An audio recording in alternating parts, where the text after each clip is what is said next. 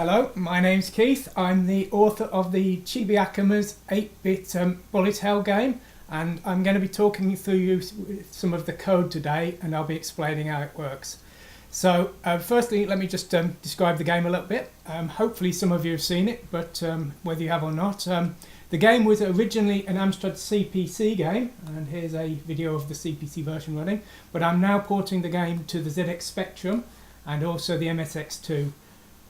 Now these are all 8-bit Z80 based systems, and the game is programmed in assembly, and the reason I'm hoping it might be a bit interesting for you today is that the code that runs on these systems is actually the same piece of code with different branches for the different systems. It's one piece of code that runs on 3 systems, not 3 different versions of similar code. So what I'm going to be doing is I'm going to be looking through some of the main core functions of the code itself that does the main game engine, and I'm going to be describing how that code differs depending on the 3 different systems and some of the technical challenges of those developing for those 3 different systems. I'm hoping this may be of interest to people who are interested in assembly coding, are doing basic assembly coding and are looking to sort of make something a bit more advanced, or maybe have done some very advanced coding in one of these systems but is curious in seeing what the other 2 systems are like to develop for.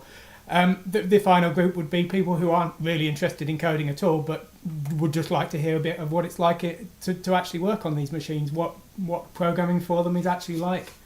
So let's get rid of these little videos because I'm sure they're building up the bandwidth good nicely, and let's get the actual source code into frame here.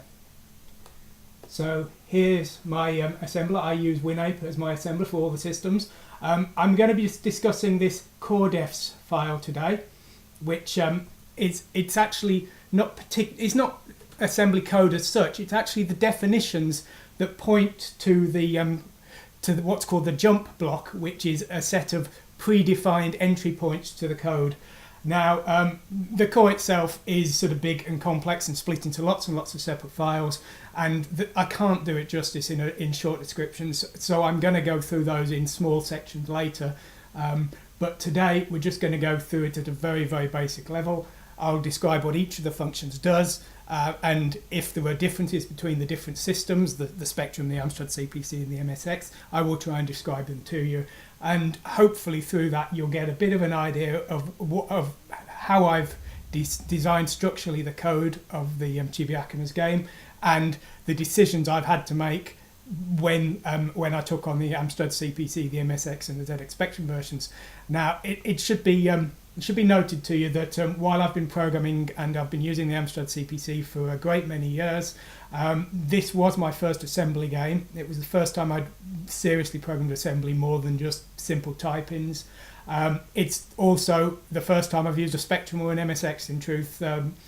I really never used any of those systems in any way apart from with the Spectrum. I played the games very occasionally when I was very young, but I never owned one until 6 months ago. I bought the ZX Spectrum for this project. The MSX I started looking at about 12 months ago, so I'm very new to those systems, and hopefully that will give me an opportunity to explain the things that I've had to learn, the things I've come across and the things that have surprised me, because if you've never used those systems, if you've never programmed for those systems, I'm sure it will surprise you as well. And so maybe you can learn from my mistakes, my challenges, and maybe you can look at the conclusions and solutions I've found and thought, hey, that's a good idea, maybe I'll do that, or no, I'm sure I can do that better, I'll do something different. Well, great, go ahead. We all need to learn from everyone else.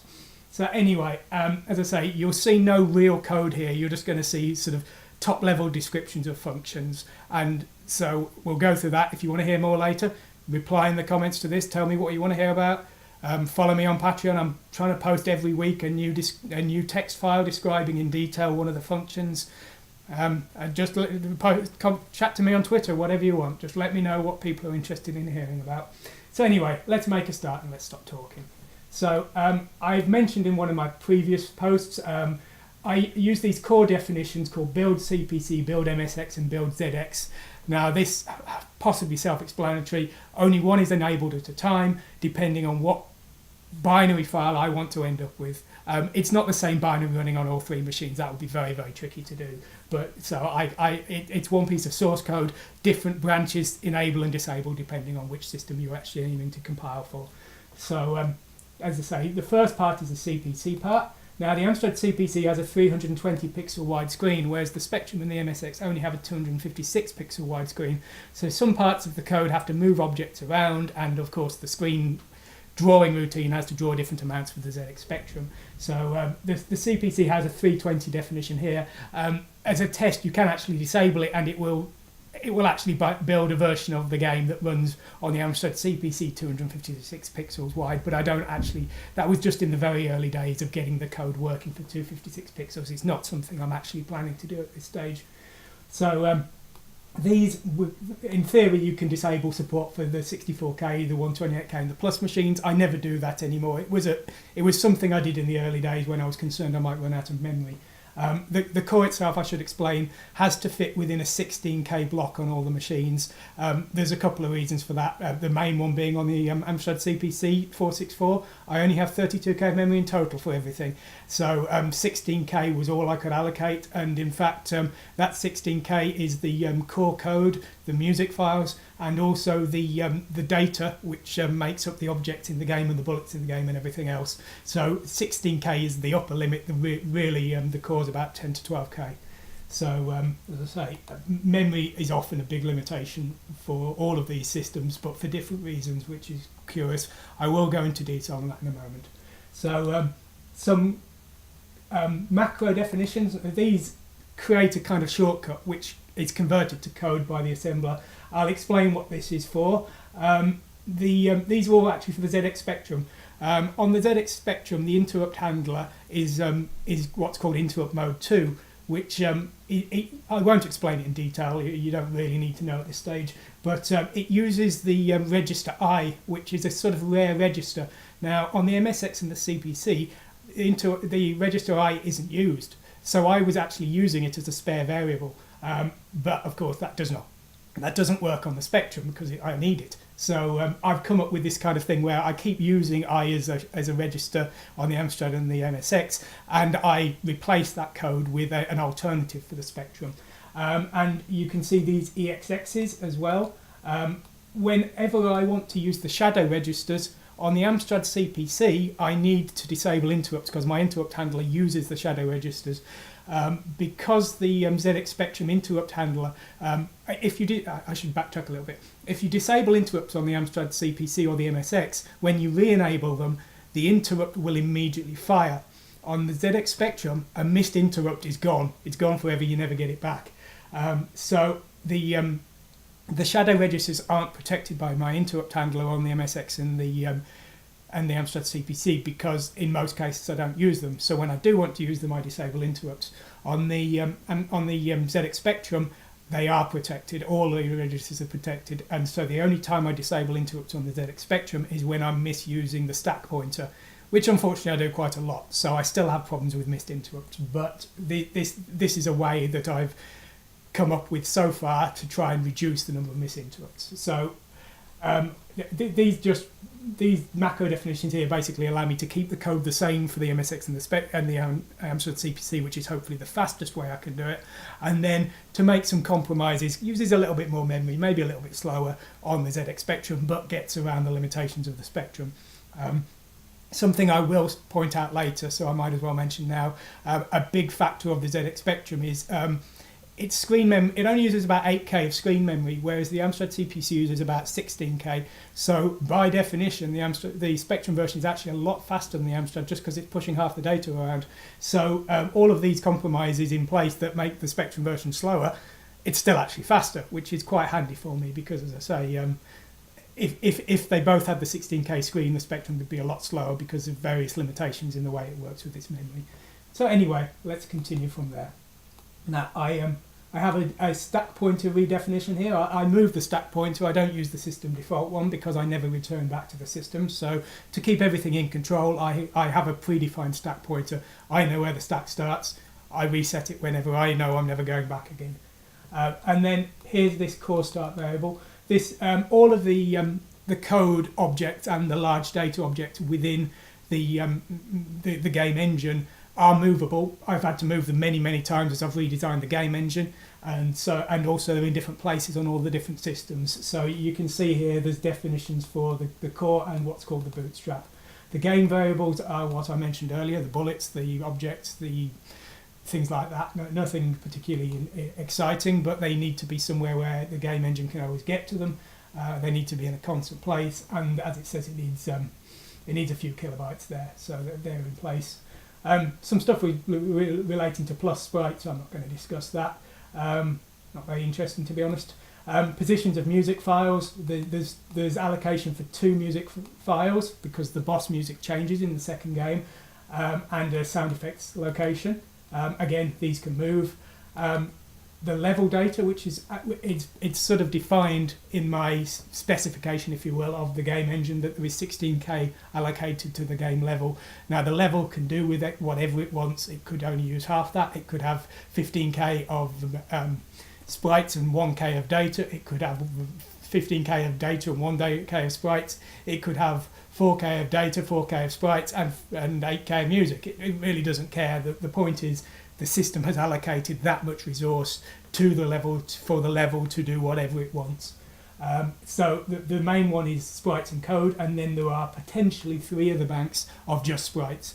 This was designed by me to work around the 64k limitation. I wanted to support the Amstrad CPC 464. It's only got 32k of RAM. That's virtually nothing to do anything good with. So what I decided to do is split the sprites into 4.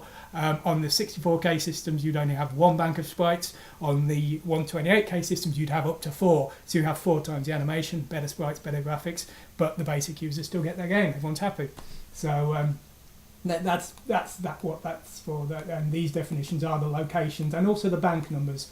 I am going to go over what bank numbers on the various systems mean later, so just bear with me a moment. So some compiled sprites, these are full screen images that are compressed into memory.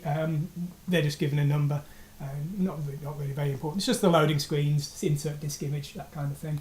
And our bitmap font. Now, on a couple of the systems I use a bitmap font, which is a font I've designed and put in memory. That's the 128K 464, the MSX2, they use the bitmap font.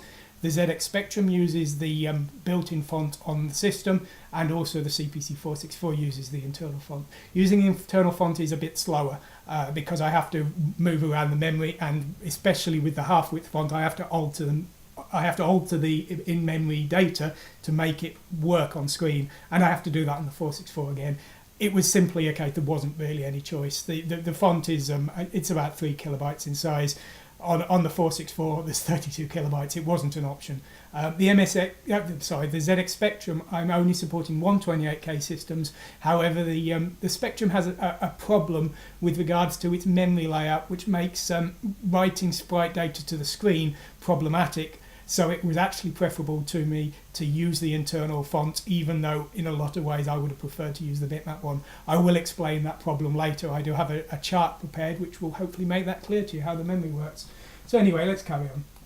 So raster colours, the CPC runs on a 4-colour screen, and I alternate the colours while the screen is redrawing to make it look like more like around 10 to 12 colours. And there is a array of pointers which says when the colour changes need to occur, what the new colours are, and that's a command that only appears on the CPC version, because I only do that on the CPC version. There's a bank copy command which copies between memory banks, and we will go over that later. And a new command. Now this is what's called a vector array, which is it's a 2-byte address lookup, and what I do is I pass it a variable, it looks it up in the vector array, and it calls it. The reason I've only started adding these very recently, and the reason is the jump block is getting huge. The jump block needs 3 bytes per command. The vector array only needs 2, so I'm hoping to save a byte per command as the jump block is getting bigger and bigger and bigger as the game engine is getting more and more advanced. So I'm planning when the next version of the game core comes out that the jump block will probably be about half the size, and the vector array will have taken over a lot of the roles, just to try and keep the size as small as I can. But that's sort of future plans for a year, for next year. It's not going to happen with the multi-platform version, and it's not going to happen with the multi-platform version of episode 2, because as long as it's not broke, I'm not going to fix it. As long as it keeps working, I'm going to keep it the way it is. So that's all the Amstrad version, and here we come to the MSX version. Much of it's very much the same. This is worth noting. You'll notice we have a Y coordinate for all of our sprites, and also for our font, and also for we have Y coordinates for everything, you'll see. That is again relating to the rather odd way, compared to the other systems, that the MSX works with its graphics. Again, I've got that in my chart, and we'll go into that in some detail. I've even got I've got an emulator set up which will show you exactly how the screen works on the MSX, because the CPC and Spectrum people might be quite surprised by it. So let's have a look at that later. So here we have some commands relating to these mystery Y coordinates, which I will go into again. We also have a parallax command, which is to do with the backgrounds for the V990 graphics accelerator.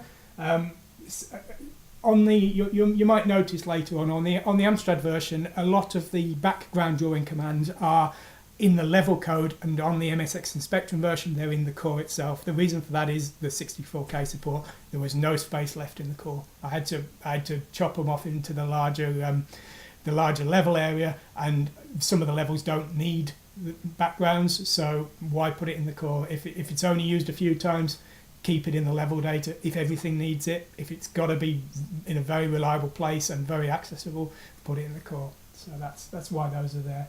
And the particle array is a V990 special effect. When you kill an enemy, it explodes into a shower of stars that sort of fly down the screen. It was really me messing around and trying to use up all of the extra power of the new graphics accelerator without completely redesigning the game in the process. So that's a bit of a special effect. But none of the other systems can do it, because it's a total misuse of graphical power. So that's what that does. So there we go, and here we've got some more commands. VDP command number, that's into the vector array for doing special graphics commands. Sometimes I need to do those on the MSX. On the Spectrum and the CPC, I can just access the screen memory whenever I want, but on the MSX you have to use VDP commands, so that's that. The MSX is a 16 colour system in the capacity I'm using it, so I need to be able to set the palette as required, so that's what this set palette command does. An RLE processor for memory is a special command I've written. I wrote my own RLE compression format, which reduces the file size of bitmaps. I can stream them straight off disks, but in some cases it's easier for me to actually read them out of the system memory. So that's all that command does. And then the tiles command, that is relating to the backgrounds again. The backgrounds in Chibi Akumas tend to be solid fill, which is just one colour. Gradients, which change from one colour to another smoothly, and they also scroll. And then tile strips. Now, a tile strip is a repeating bitmap on the Amstrad CPC, because it's a 4-bit per pixel system. I have 32 pixel wide tile maps because of the stack pointer trick I'm using. That is the limit there. On the Spectrum, because it's an 8-bit system, an 8-bit per pixel system. So I am getting these wrong way around. The Amstrad CPC is a 2-bit per pixel system, and the Spectrum is a 1-bit per pixel system. I apologise. Yeah, the Spectrum is just black and white, so it has the tiles are twice the width. They're 64 pixels wide. The MSX, that's actually a sort of 4-bit per pixel system. It's 16 colours. It actually works quite differently with the tiles, although programmatically, sorry, it works very differently, but the way they appear on the screen is the same.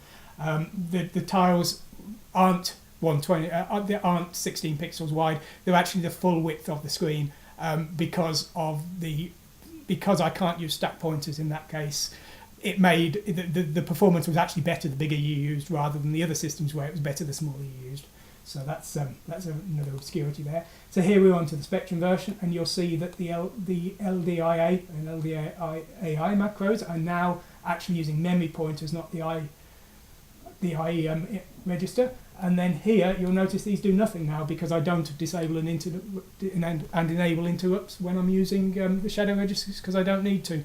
The interrupt handler on the the Spectrum is actually protects them, the one I've written. The reason I didn't do that on the Amstrad CPC is there's a good reason for it. The Spectrum interrupt handler and the MSX interrupt handler run once per screen.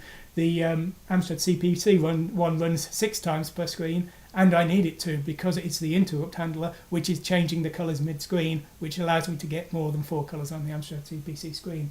So not disabling interrupts and protecting the registers is a bit of a slowdown on the Spectrum. It would have been a lot more of a slowdown on the Amstrad CPC. So again, that's that. And then all of these are pretty much the same as on the Amstrad, so I will just skip over them. And now here we are on to... oh, I apologise, I've missed some. No, I have missed some. So another memory copying command here. A command to set the background colours of the Spectrum. Now the Spectrum, as I said, it's 1 bit per pixel, so that's just black and white, but it does have sort of teletext style colour codes, if that makes sense to you. Each 8x8 pixel block can have a foreground colour and a background colour, and they're actually in a separate area of memory, so I've got some special commands to do that, because when you're dealing with the Spectrum memory, you're kind of dealing with it in 2 chunks. The first chunk is to set your blacks and whites, and then your second chunk is to define what each block of those has as a colour. And if you watch very closely when I'm drawing an RLE image, you will actually see that happen in 2 stages, just because the system is processing the black and white data first, and then it's processing the colour data to overlay into the colour area. So we'll go into that later as well. So we've got our background rendering routines. Now the background rendering routines they all really have to be in the core for the Spectrum. It's not a problem because I'm not supporting the 48K Spectrum, so I don't have the limitation that I do on the 464, but there is a rather annoying technical limitation with regards to the Spectrum screen memory, which I will go on later. But so just for now, just bear in mind they all have to be in the core. And then here we've got 2 commands.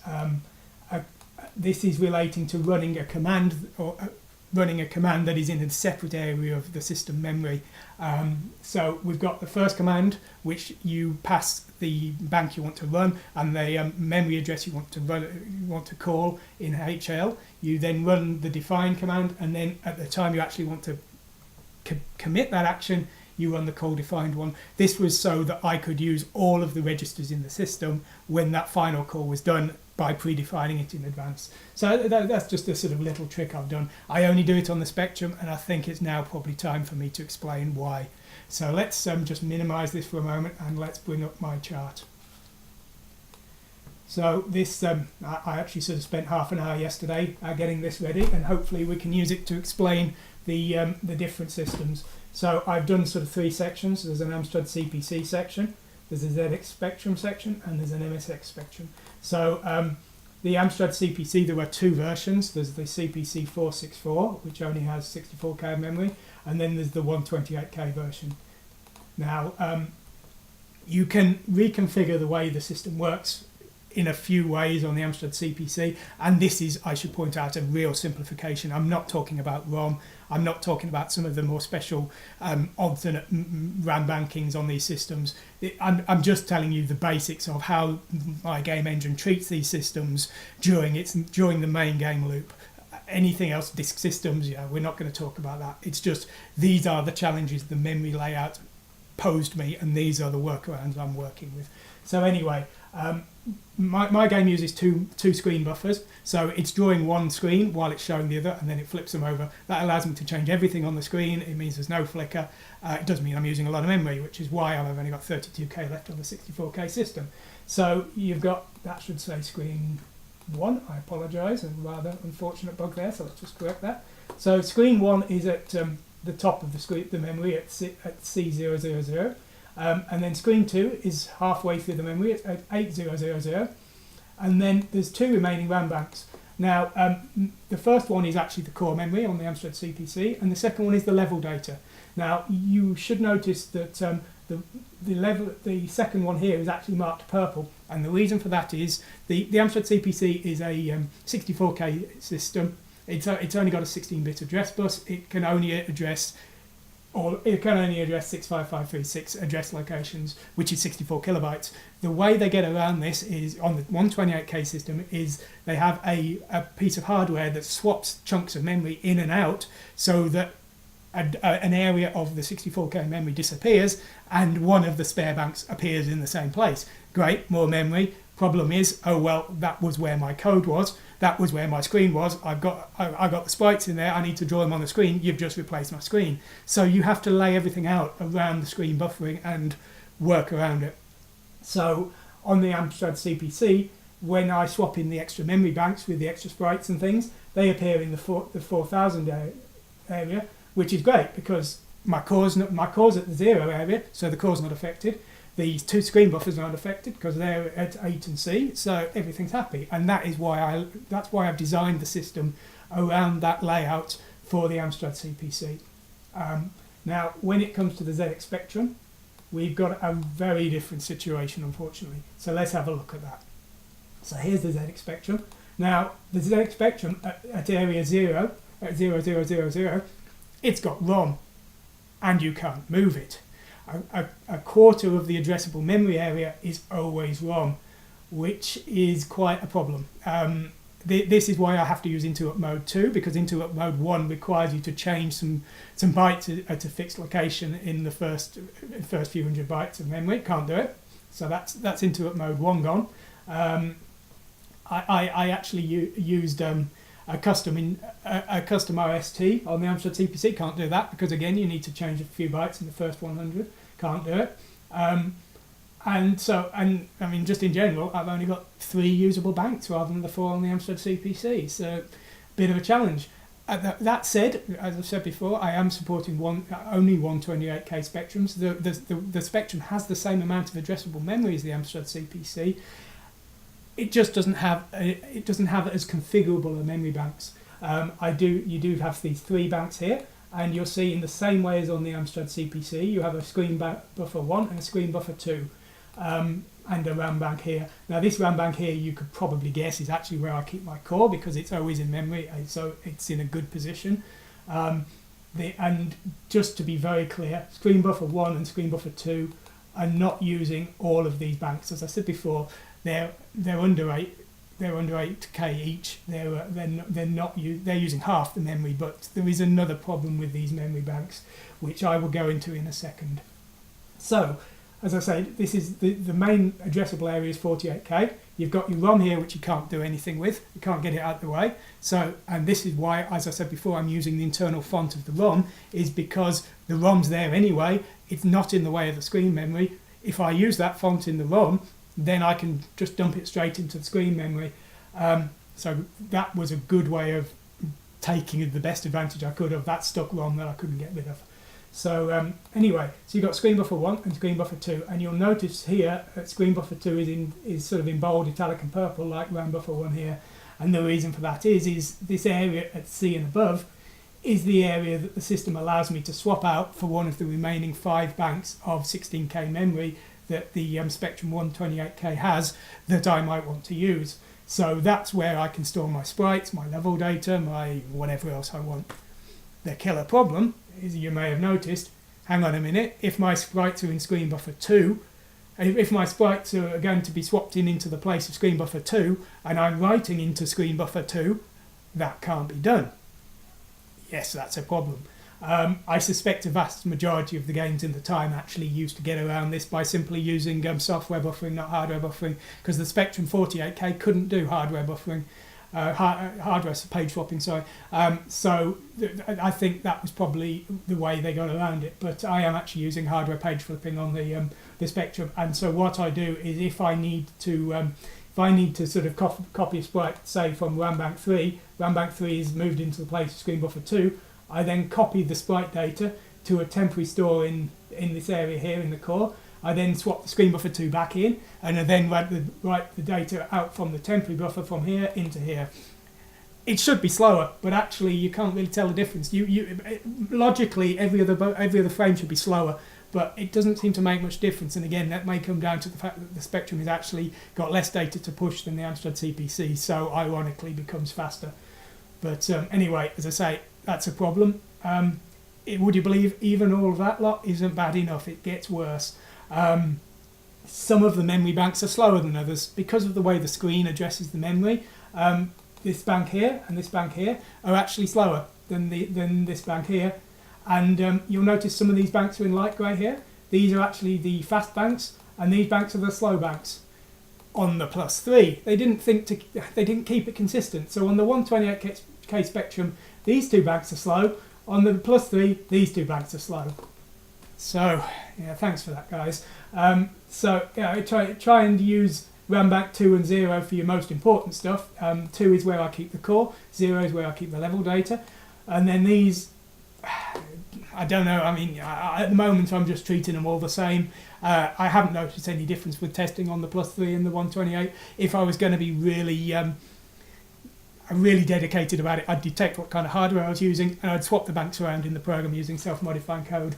We'll see if I can be motivated to do that or not, because as I say, it's going to be a lot of work, it's going to be some testing. If I can't notice the difference, maybe I'll just let it slip. So yes, that's the lovely way the Spectrum works with its memory. You can, I'm criticising it, it works okay, you can get around it. It's just when you look at the relatively logical way of the Amstrad CPC, and then when you look at the Spectrum way, you're just like, oh, why did they do this to me? But anyway, that's what you get for using 30-year-old computers. So finally onto the MSX. Now the MSX, as I'm treating it, MSX is a heavily upgradable, but I'm considering an MSX to be an MSX2. I'm considering it to have 64K of memory. I'm considering it not to have a memory mapper, which allows more advanced swapping of memory. And I'm considering it to have 128K of VDP memory, which is graphics memory.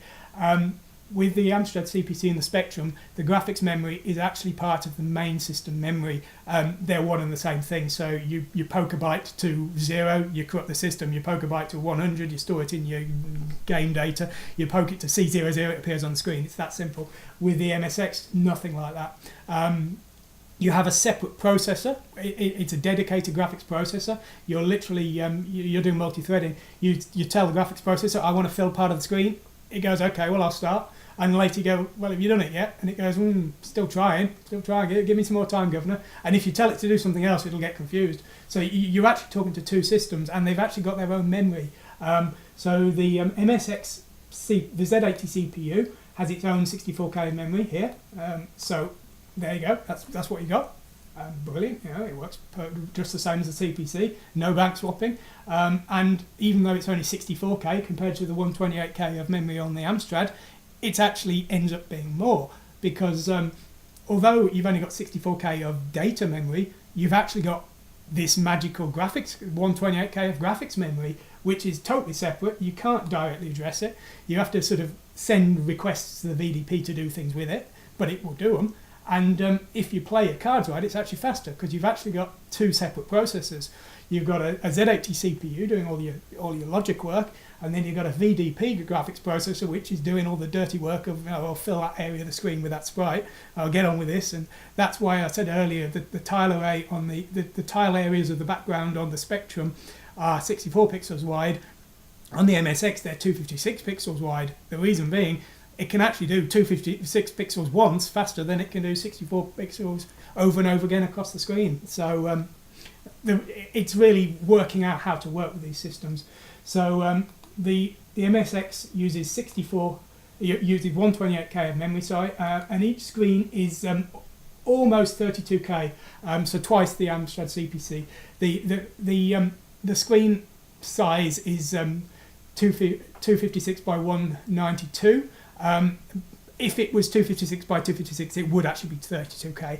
And what I've actually got for you now is I've actually paused my game running with the screen memory in a debugger, and I will now show you what the screen memory actually looks like if you were able to sort of rip open the VDP and look at the screen memory. So here we go, let's bring it in. So here is the debugger of OpenMSX, and you can see this is my game running. And what we're going to be doing is we're going to be playing with this show page option here, which relates to these VRAM screens that I've marked up here. So 0 is my first screen buffer, and then if I just press the down key, you'll see I've just flipped to page 1, and you can tell the background has scrolled slightly. And what you should also notice at the bottom is there's some strange stuff there. What's that? Well, that's actually our player sprites and our boss sprites. And so if you can't figure it out, I'll just explain. What I've done is, because the VDP is basically sort of copying chunks of screen memory to other chunks of screen memory, and as far as it is concerned, it's actually got this one huge long screen. It's 1,024 pixels tall by 256 wide. That's the way it thinks of its screen memory. And so you say, oh, well, copy that sprite down from the bottom of the screen, which would be sort of the Chibi code facing up, and then copy it to the actual position of the player sprite. And that's what it does, and it doesn't care. The only person who cares is me when I'm trying to figure out how the heck to convert my sprites to work in this weird way. It's a perfect, great way of doing it. Just a pain when converting for the Spectrum took about 2 hours and converting for the MSX took about 3 weeks because I had to rewrite my graphical routines. But anyway, that's another story. So as I say, you can see the player sprites on screen now. And if we go to page 1, you can see the first part of the boss sprites. And if we go to page 2, you can see more boss sprites and the actual backgrounds. And then finally, a few remaining bits of backgrounds. The bones, which aren't actually used by this version, that's only for the V9990 version, but they're in here anyway because there was some spare memory. Some black area here, which is just spare RAM for maybe later levels with bigger bosses will need it, I don't know. Difficult to tell at this stage. Some player sprites here for the icons in the corners of the screen and the system font right at the bottom. Put these at the bottom so there's plenty of space for the levels. When I'm developing these games, when you're designing things, you're always sort of thinking, well, what am I going to need later? And the answer is often, well, I haven't decided yet. I'm not really sure. I can't say right now how much sprite data I need for the most complex level in the game. I can't answer that until I've done it. So I'm having to make a guess. Basically, if I run out of screen memory, I'm going to have to make the sprites smaller. It'll come down to that. But as you can see, you've got 4 pages here. And the thing just to reiterate is don't think that a sprite overlapping those 2 lines, those 2 pages makes a difference when copying.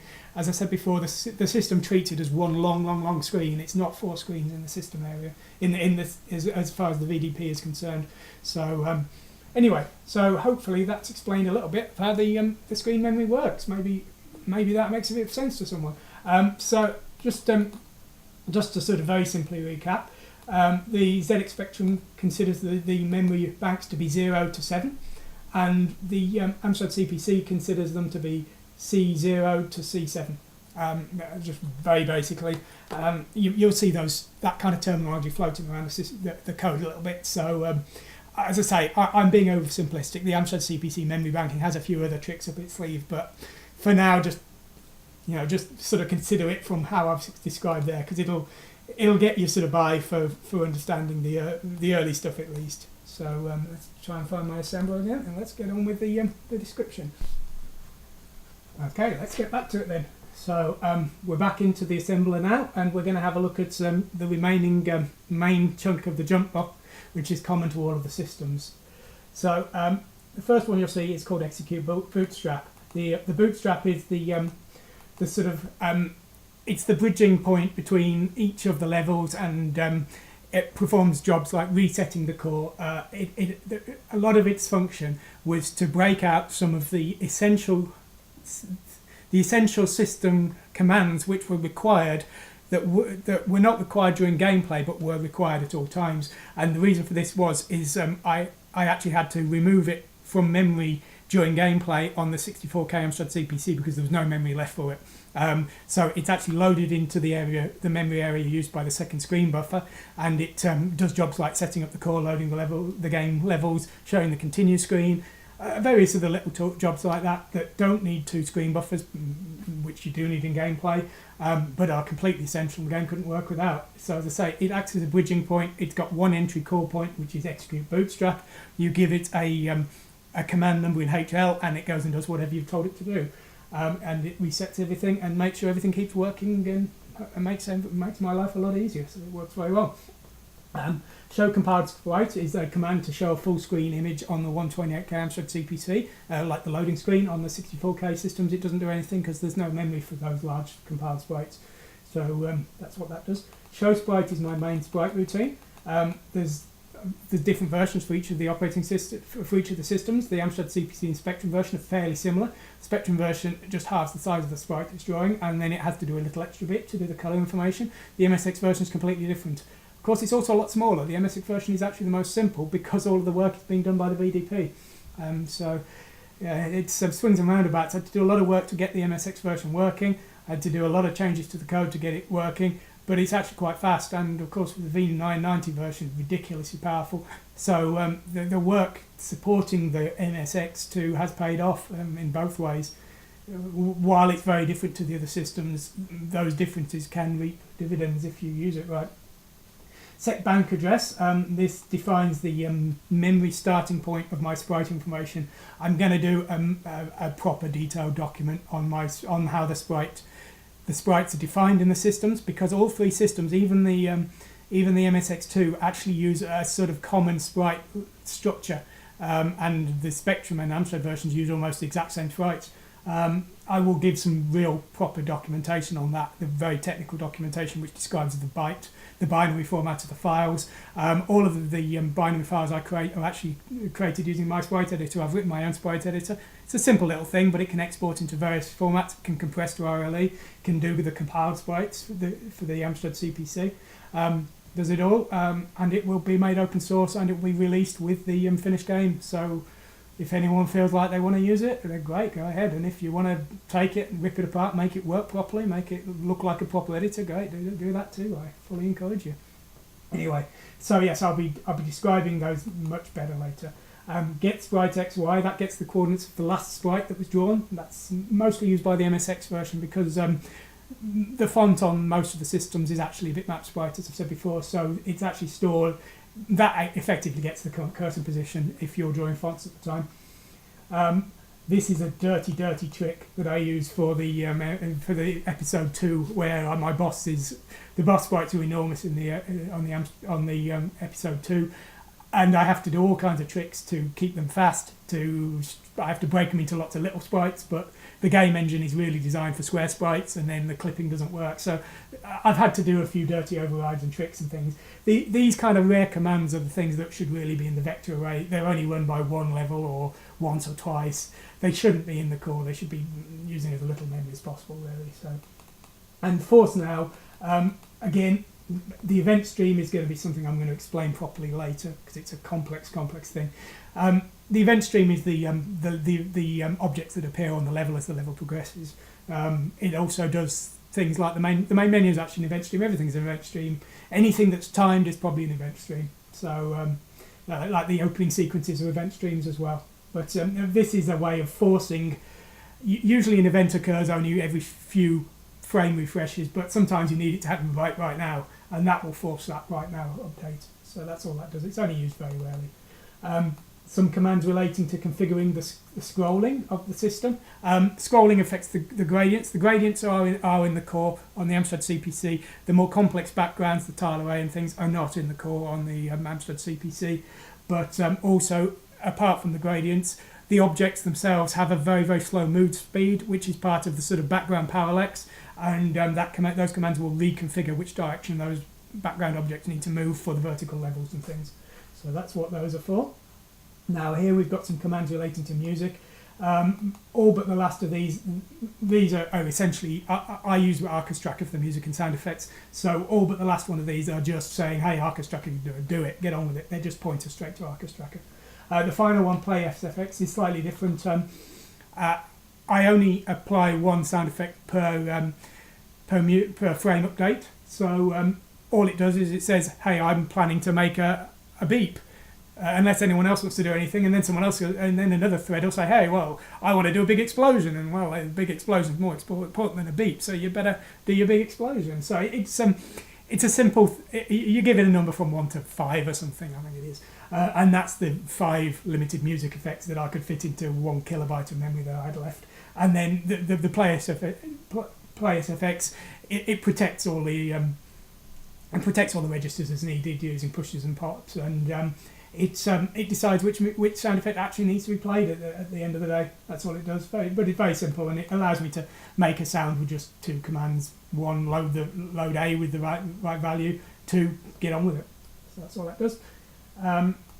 And then interrupt handler, that turns on my custom interrupt handler, which on the MSX and Spectrum just plays the music, on the Amstrad CPC, much more complex. It does the colour splits, so very tricky on the Amstrad. And there's actually two versions on the Amstrad. The CPC Plus version has a different one because the Plus version is more advanced. So that's what that one does. And these ones are related to what I just described, allowing the interrupt handler to be switched to disable certain functions while keeping other ones running. So again, more fun with the interrupt handler. And then here you've got some more commands relating, this time obviously related to the interrupt handler, but these are defining, this is the bank of colours I want to use. Reset them, I want to start again because I'm loading a new level. Turn them off temporarily, I need to show the continue screen. That kind of thing. And here's some more. Blackout just sets all the colours to black, just so, well, I don't want to show anything, I need to draw the game over screen or something. And then default safe is the sort of system palette, which is black, purple, cyan and white. Again, just quickly, hey, I need to show this continue screen, just give me some proper colours and don't crash the interrupt handler with any old junk. So that's all they do. Now these are the Amstrad CPC bank switches. As I said before, they use, on the Amstrad CPC, they use C0 to C7. On the Spectrum, they use 0 to 7. There isn't a Spectrum equivalent, but they're actually the same commands. And then on the MSX, they exist, but they don't do anything, because in the MSX, I only treat the system as 64K.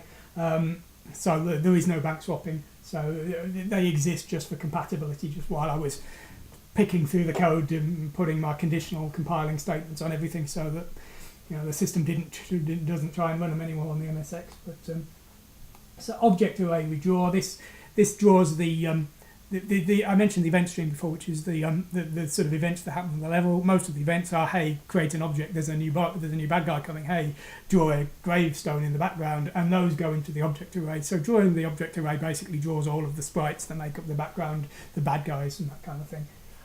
They don't make up the player, which is next, of course. Player handler, that reads the joystick input, works out what the keys and joysticks that are down actually relate to the player, by which I mean the player has a redefined set of keys, which is 8 possible different keys. Well, okay, the players press the P button. Does the P button mean anything? Well, it means pause. Okay, well, better pause the game. So that's what the player handler does. Draws the sprites. It's if the player's got 2 fire buttons down, it goes to the 2 fire button code and fires bullets if the player's got enough points and is allowed to do that kind of thing. So all of it's done by the player handler. And then there's a separate section called Draw UI. The reason it's in 2 parts is the UI is at the top of the stack, and the player's in the middle, and the bullets are above the player. So it's split into 2 parts. But that shows the score, that shows the lives, the smart problems, things like that. You've got a read control command, which is another part of while the player handler will do this kind of thing, there are times when I need to read controls and not show the player. For example, even the redefine keys command uses it. But press fire to start. Oh, well, I need to read the keys, don't need to show the player. So I used it for that. It's the up-down buttons on the menus, things like that. So we've got get player vars, which is a very important command. The entire game engine uses about 48 to 64 bytes of user memory, which is everything from the player's remaining lives, the keys the player's controlling the game with, the high score, what computer the system's been detected as, for example. All of these are in the player variables. They're saved to disk when the system shuts down. When the system starts up, they're reloaded, and in some cases, like the detected hardware version, they're overwritten as the startup works. Well, what am I running? Oh, I'm running on a Turbo R today. Okay, well, I better make a note of that just in case the system needs to reconfigure the level for it later. So that's what the player vars are. Very, very important. Really used a lot for configurable stuff. Get high score. I think that probably barely needed. It's probably. I think that must be used by the main menu, and that's all. Again, that's the kind of thing that should be in that vector array. Complete waste of a byte of memory being in the jump block. But it's been there so long I can't even remember what uses it.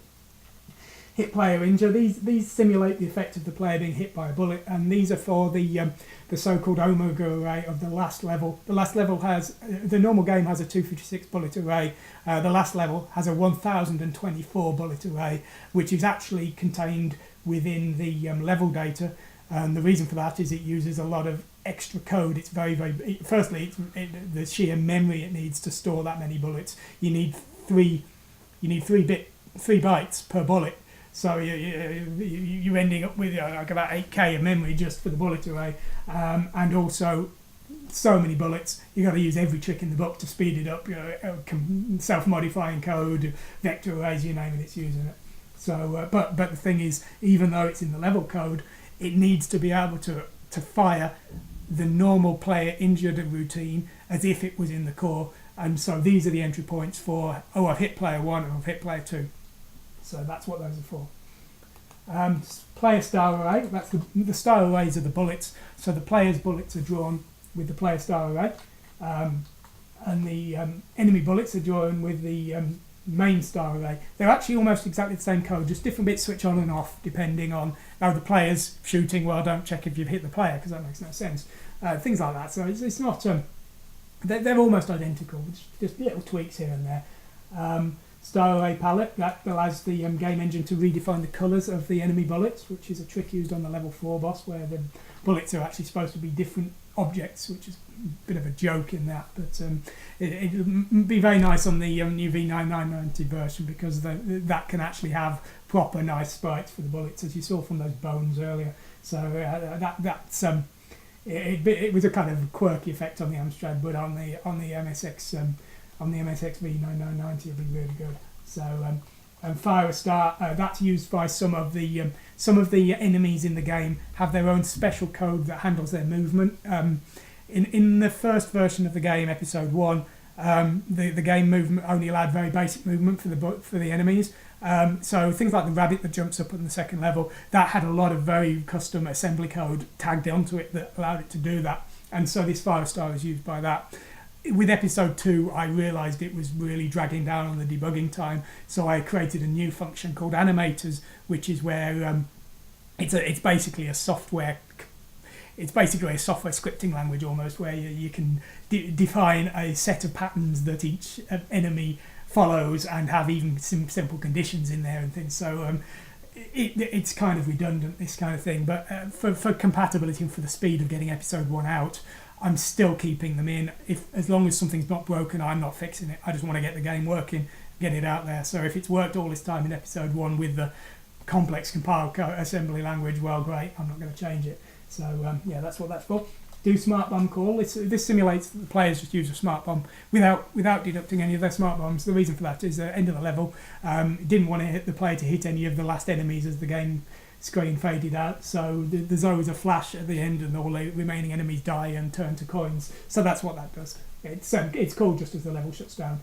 I will go over a level later, but at the moment I'm redesigning the level structure quite a lot because the new version 1.666 is based on version 2 and then some. It's got a heavily upgraded structure. There's different branching parts for the different platforms. The V990's got a different version to MSX2, and the Spectrum and the Amstrad versions are kind of intertwined. I'm still trying to get it neat and worked out and clean in my own head. I don't want to show people a buggy version. I'm going to get it right first, so just bear with me on that. So streaming it, that's what's run when the level starts. It says, hey, here's my set of events that's going to occur in this level. The system loads it in, sets all its pointers and gets ready to go. Event stream process actually runs the events. It doesn't draw anything, that's done by the object array redraw. But event stream process goes, oh, well, what time is it? Okay, well, it's level time 5. Does anything happen at level time 5? Oh, well, yes, this kind of skull thing flies into the screen. Oh, I better get on with that then. Again, I'll go into it in proper detail later. But so get level time. Well, as I just said, everything in the game level has a time, and so sometimes you want to know, well, what's the level time? 12. Okay, well, I'll do something with that. Levels use that kind of thing. Some of the advanced code, as I've described, for moving enemies around, might use the level time to decide what direction to move the enemy in at this point, or the game engine may read the level time to work out whether the bad guy is still talking in episode 2 or something like that. The level time sort of are used in various ways. Set level time related. A lot of times the game engine actually moves itself around the level times. So, for example, the boss, if you haven't killed the boss yet, the level will loop and loop and loop until you do. Once you've killed the boss, the level will jump out of that loop and jump to the end level section of the code. So that's what set level time does. Load disk sector, that loads a sector from the disk. This command exists on all the systems. I use a numeric reference for my files, and there are different versions of that command for all of the systems. The MSX version and Amstrad version have different versions, and would you believe there's 3 versions for the Spectrum, because the Spectrum has 3 different disk systems. If you're interested in finding out more about that, I've posted a quite technical description on my Patreon account, so please consider following me on there if you want to really see how that works. Load disk sector, that's that one. Load disk sector Z, exactly the same, only it's loading a file that's LZ48 compressed. So once it loads it, it decompresses it into memory. Again, that's in that document I just described. Firmware kill, it's called that because on the Amstrad CPC 464, the firmware is actually deleted from memory, because the firmware has some temporary data in the screen buffer area, screen buffer 2, which I need for the screen buffer, obviously. So firmware kill wipes it out, makes a few backups of a few very important bits first, and firmware restore puts it back again. The way it puts it back is it calls the system firmware, the system ROM, and says, hey, well, could you set yourself up again, please? And then once it's done it, pushes bits of data back in, like the current disk number and things. So firmware kill and firmware restore are very advanced on the Amstrad. They don't do anything like that on the Spectrum yet. Because I'm only supporting 128K, I'm quite conservative, and I haven't yet found out ways of doing things like that were going to work on the Spectrum. The MSX does have some firmware variables as well. They kind of go up from D000, the top part of the memory range. A bit of a pain, but I'm able to work. They've not caused me any problems yet because the game was designed around the 464 with its 32K memory limit. The 48 to sort of 56K of remaining memory on the MSX is more than enough. I did actually consider RLE compressing it and shoving it into the video RAM or something really cunning at one point, but I'm trying to avoid that because I suspect I'll regret it. I suspect someone will complain at me that it doesn't work with their obscure disk system or something. So Sprite Bank font, this uses my bitmap font on the Amstrad CPC and MSX. On the 464 where I'm using the internal font, and on the Spectrum, it configures the system to scale down the font if required. Chibi Akumas uses 2 fonts, which you may have seen earlier. I'll just a moment. Let's get that back. You'll see there's 2 sort of fonts here, and the main one is of course the big one, and then the miniature one is for the on-screen interactive insults in the second game where the characters start abusing each other. And yes, it was solely designed for that. So that's a very important function there. So yes, there's the normal font and there's the half-width font. As I said before, when it's not a bitmap font on the Spectrum, the 464, it's actually scaling down in real time the font of the internal ROM, which is a slight reduction in speed on those systems. But again, what can you do? So here we go, locate sprite and locate sprites for carriage return. These emulate the built-in firmware functions of the Amstrad CPC, so you can locate via HL registers a position on the screen. It's done on an 80 by 25 screen, even on the Spectrum and MSX, which don't have that much width. I think I've done some documentation. I've done some documentation on the screen layout on Patreon. It was all based on the 320 by 200 screen of the Amstrad CPC, and then it was sort of altered for the other systems just because, well, it's all working. I don't want to change everything. So yeah, char sprite that draws a single character based on bitmap fonts. Draw text print string, well, that just prints an entire string. It's something quite curious. I can't remember where, but I got an original code fragment, and the lines were character and 80 terminated, so you would add 128, yeah, that's right, 128 to whatever letter with the last letter in your string, and that would be considered the end of the line. Clever trick, because it saves 1 byte. If you had a carriage return at the end of the line, that's 1 byte on its own. But now you've got a letter and an end of line command. That's great. However, the new version of Chibi Akumas is actually going to support Japanese. I need more than 127 characters now. So I've had to redesign it. So for non-default languages, which is basically anything other than English, the line is now terminated by a character 255, which will lose a few bytes here and there. Again, as I said before, it won't be a problem on the MSX. Probably would could be a problem on the Amstrad CPC. Just to describe how bad things are on the Amstrad CPC version, the new Plus version is going to have 8 colour splits down the screen. I couldn't have 9 because there was no memory left, and each one used about 20 bytes. I'm down to bytes. Anytime I see a byte I can reduce in the code of the core, I take it out, because that CPC version, if I find a major bug and I need 100 bytes to fix it, that's a serious problem. There isn't 100 bytes left. So yeah, very wasting a byte. But again, as I said before, MSX Spectrum version, no 64K support, no problem. So draw text decimal, that just converts 1 to 10 in A to a number on screen. So adds and 40 and then shoves it on screen, I think, or something like that. Nothing very major. Decrease live shot, that as I said, it says on screen, some of the objects have custom hit handlers, which is where the bullet hits the object and the object decides, well, I've been hit, but do I actually want to process that, and if so, how? That's used heavily in Chibi Akumas episode 2. Things like the thermonuclear missile launcher. If you shoot it, it explodes. That's a custom hit handler. The boss battles as well, custom hit handlers. Oh, well, I've been hit, but I've got a life of 255, so I'm not going to decrease in any normal way. I'm going to make all of these decisions first. Well, the players hit me, but I've still got life left, so I'll keep going now for now. And then when I get to this point, I'm going to change all my sprites to show I've been injured. So the decreased life shot is kind of the end point where, well, okay, I've done my my special processing. Just treat it like a normal injury. So screen buffer flipping. Screen buffer init sets up the 2 screen buffers. Screen buffer flip swaps them over. Screen buffer reset, that sets both the active and visible screen to the main one. So that's used on the menus, used on the game over screens, and of course, as I said before, used anything with the bootstrap, because on the CPC the bootstrap is in the location of screen buffer 2, so there cannot be 2 screen buffers.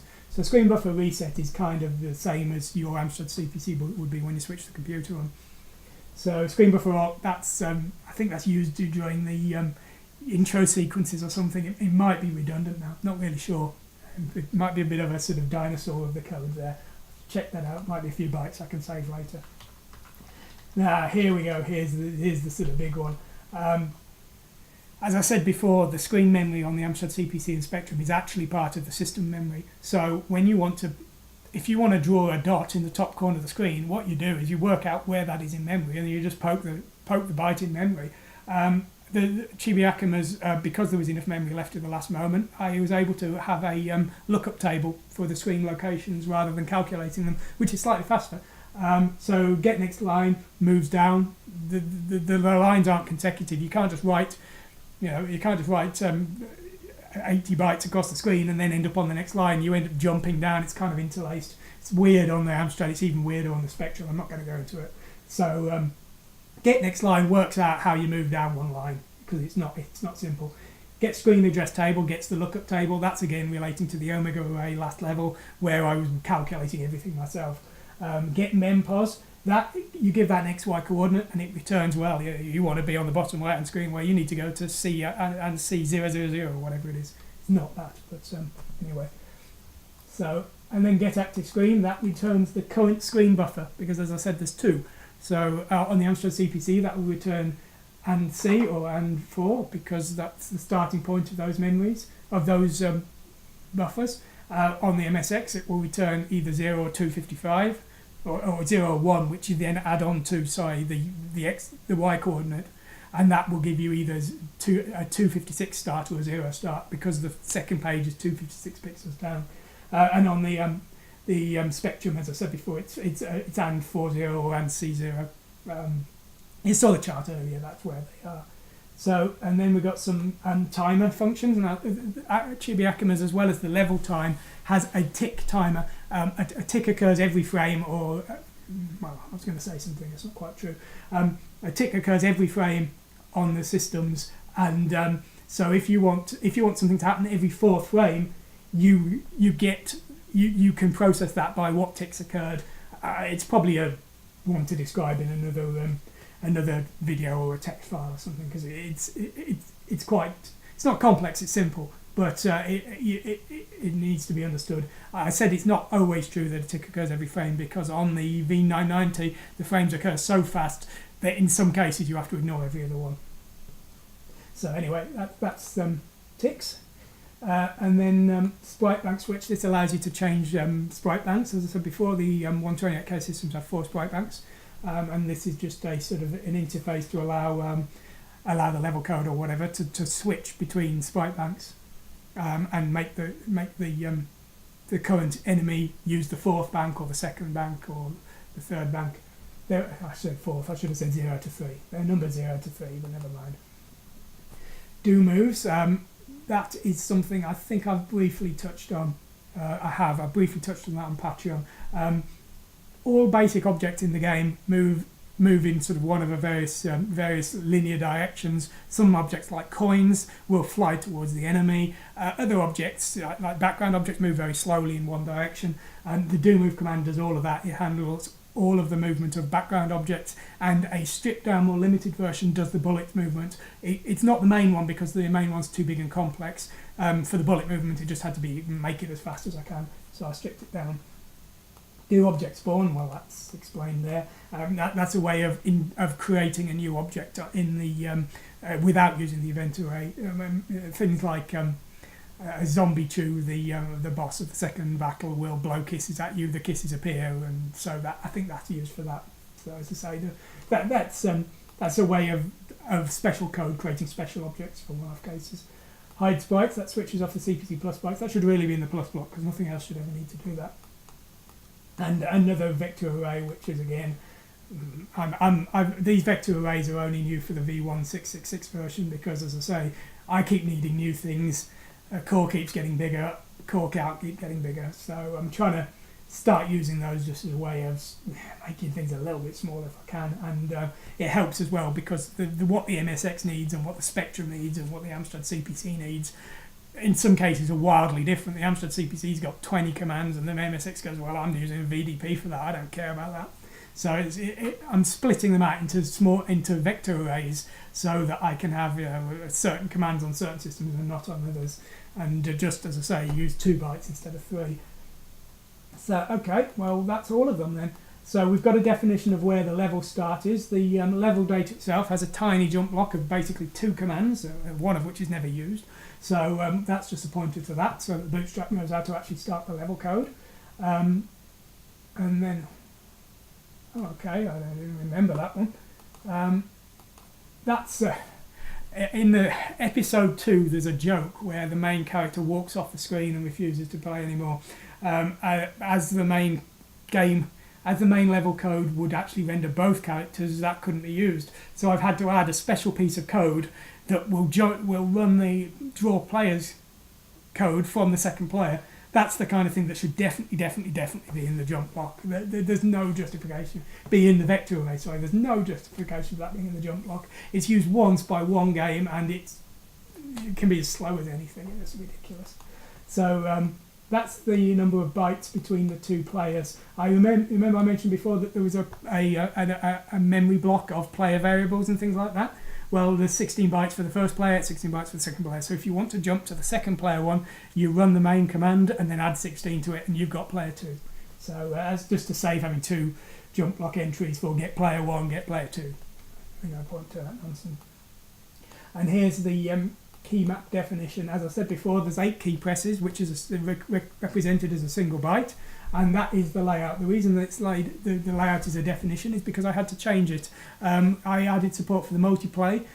Coincidentally, the multiplayer used almost exactly the same concept of a sort of single byte for controls as I did. Unfortunately, it used them the opposite way round, so I had to reverse all of my controls.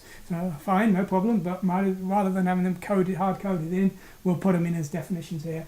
And then if you want to know if the Chibi Akumas uses 2 fire buttons, if you want the player to have hit either one, then you can just use this here and it, and then just if you've got see if you've got a fire button hit or not. So there we go. I said and or, should have been or it. Anyway, I apologise. Difficult to talk and think. So and then here at the very bottom, you've got some definitions of the variables used by the level. I'm not going to go into them here, and the reason for that is those aren't really. The definition locations are valid, but the data definitions in there might be a bit misleading because as far as the system's concerned, all that needs to be true is that area is blank. It doesn't need anything in it. There are other areas of the core that wipe that and reconfigure it. So I'll write a proper description later of how the game variables, the bullet arrays work, the object array, how their data is stored, and I won't go into it in this video. I think this video's gone on long enough, and I'm sure everyone's got bored and given up or something like that. Well, so I think we're at a point where we can pretty much wrap this one up. I think we've gone on long enough. I'll just leave that open because it looks quite nice, and I will just say thank you and what have you. Let's put that on there just to give everyone something to look at. Well, hopefully this video has been interesting to someone out there somewhere. If people are interested in hearing more like this, then please let me know. If you have a particular direction you would like me to sort of pursue, if you say, oh well, Keith, we're not interested in assembly, but we'd really like to hear about, you know, how memory mapping works or something crazy like that, then just let me know. I'll try and do it. If you want to know more serious stuff, please consider following me on Patreon, because I'm trying to do text-based stuff on there. I'm trying to write games, and I'm trying to let everyone know how frustrating writing games can be and how fun it can be as well, maybe sometimes. And so please consider that. Follow me on Twitter, whatever. So going forwards, if people are interested in these videos, I'm going to do more of them. I have this crazy idea where maybe one day I'll create a mini version of the game which will be free and open source, and it will actually include documentation, including these kind of YouTube videos, documentation on how to actually create your own level from scratch, even if you know no coding at all. It would be a sort of stage tutorial where the beginner stage would be, if you know no coding, create some bitmaps of your enemies, run them in this program, copy the files onto this disk image, run it in your emulator, you've just reskinned the entire level. The next stage would be, okay, well, you've done that.